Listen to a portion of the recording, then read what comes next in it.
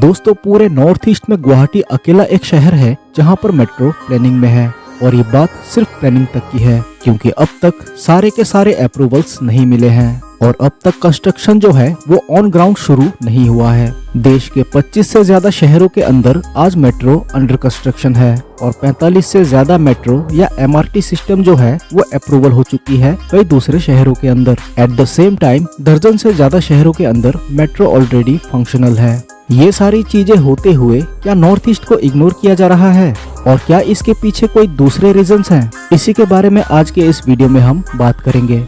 तो नमस्कार दोस्तों, मेरा नाम है महेश और आप देख रहे हैं NE इंफ्रा यूट्यूब चैनल।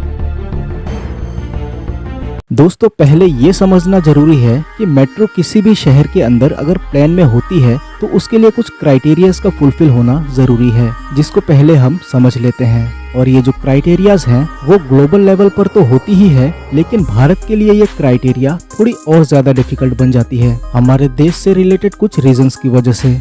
अब पहले अगर इस तरह के क्राइटेरिया की बात करें तो वो ये है कि किसी भी शहर की पॉपुलेशन होनी चाहिए एटलीस्ट 4 मिलियन यानी 40 लाख लोगों की, ताकि वहाँ पर बनने वाली मेट्रो सस्टेनेबल बन पाए। सस्टेनेबल से मेरा मतलब है कि उसका अच्छा खासा यूज हो, फाइनेंशियली वो इतना रेवेन्यू तो जनरेट कर ही ले कि अपना एटलीस्ट मेंटेनेंस वगैरह निकाल पाए, टिकट्स की सेल डिसेंट अमाउंट में हो और लोगों को एक्चुअल में कुछ उसकी जरूरत हो एक जगह से दूसरे जगह जाने के लिए।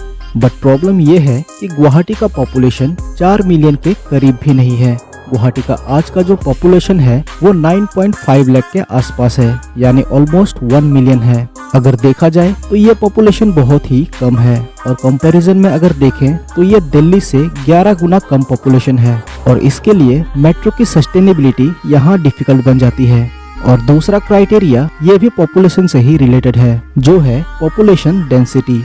अगर किसी शहर की पॉपुलेशन में भी एज एन होल इतनी ज्यादा न हो, लेकिन यहाँ पर कम एरिया में बहुत ज्यादा लोग रह रहे हो, तो वहाँ पर भी कोई मेट्रो लाइन या फिर मास रैपिड ट्रांजिट लाइन जो है वो काफी ज्यादा इम्पोर्टेंट या सक्सेसफुल बन सकती है। और इसके लिए जो पॉपुलेशन डेंसिटी होनी चाहिए, यानी 1 स्क्वायर किलोमीटर में जितने भी लोग रह रहे हैं वो मिनिमम ग्लोबल स्टैंडर्ड के हिसाब से 10,000 लोगों की होनी चाहिए किसी भी मेट्रो नेटवर्क को सक्सेसफुल बनाने के लिए। लेकिन गुवाहाटी में ऐसा नहीं है। गुवाहाटी में सिर्फ 2695 पीपल पर स्क्वायर किलोमीटर की पॉपुलेशन डेंसिटी है। तो बेसिकली आसान शब्दों में कहें तो ये काफी खाली खाली सा शहर है, जहाँ पर भीड़ जो है वो एक जगह पर इकट्ठा नहीं है, जो मेट्रो के लिए जरूरी है। कंपैरिजन अगर करें तो मुंबई जैसे शहर के अंदर ये पॉपुलेशन डेंसिटी 25,357 निकल कर आती है और कुछ एरियाज में मोर देन 50 to 60,000 भी ये निकल कर आती है, जिसकी वजह से मेट्रो लाइन्स यहाँ पर सस्टेनेबल है।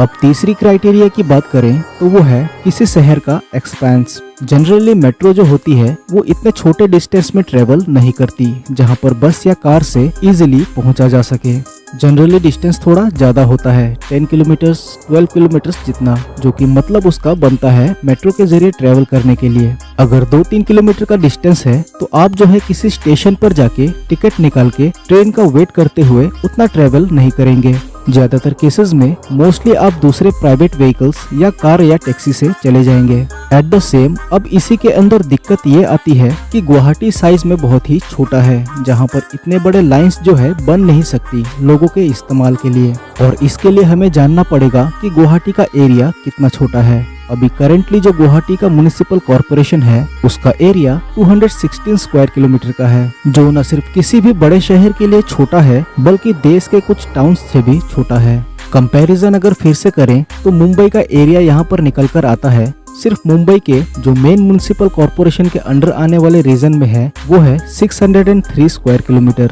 जो कि ऑब्वियसली मुंबई मेट्रोपॉलिटन रीजन को कंसिडर नहीं कर रहा है। बेंगलोर में जो ये ओवरऑल एरिया है वो 741 स्क्वायर किलोमीटर है, जबकि दिल्ली में ये 1484 स्क्वायर किलोमीटर।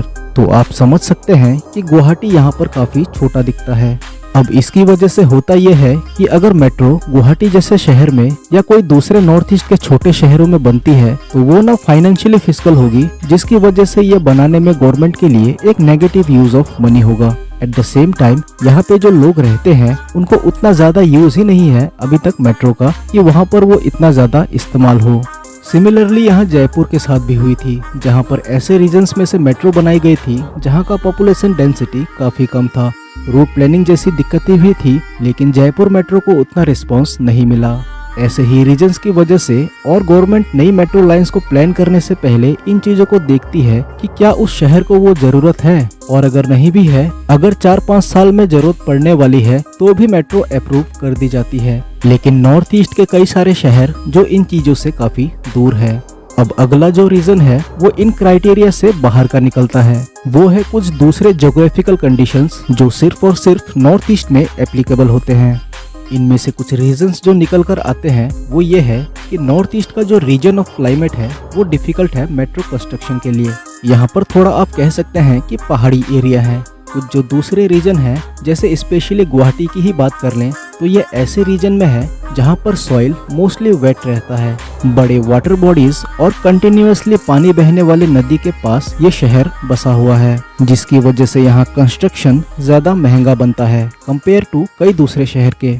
यहाँ पर जो दूसरे ऑप्शंस निकल कर आते हैं वो है लाइट रेल के, BRTS सिस्टम के और या फिर मास रैपिड रोपवेज के।